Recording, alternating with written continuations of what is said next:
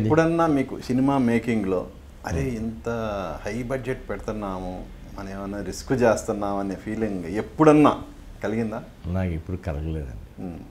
ఎందుకు కలగలేదంటే భయంకరమైన సెటిల్ వేస్తున్నాం, భయంకరంగా ఖర్చు పెడుతున్నాం అనే ఫీలింగే రాలేదు. ఎంతసేపు వేయటము, భయంకరంగా ఖర్చు పెట్టడం, ఆర్టిస్టుల ఇమేజ్ వాళ్ళ మార్కెట్ కంటే ఎక్కువ ఖర్చు పెట్టడం మీకు ఇదేం కొత్త కాదు. కానీ కళ్ళెదురుగా జరిగేది అది వేరు కదా. ఇది అసలు కామ్గా జరుగుతోంది. ఎక్కడ కొత్త సెట్స్ ఎక్కడ కనపట్టలేదు. అంత గ్రాఫిక్స్ అంటున్నారు. అట్లాగే తీశారు కూడా. అంటే డే టు డే ఇన్వాల్వ్మెంట్లో నేను లేను. మా స్వప్న ప్రియాంక ఉండేవారు.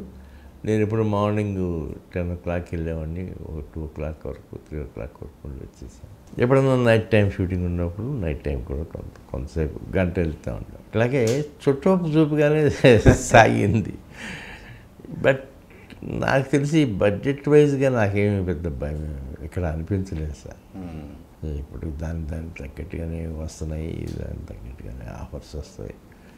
ఆఫర్స్ గురించి ఏం ఆలోచించొద్దామో, ఆఖరి వరకు తీసేసేయండి. అన్ని ఫైనాన్షియల్ ఏర్పాట్లు అన్నీ చేసాం కదా. అంటే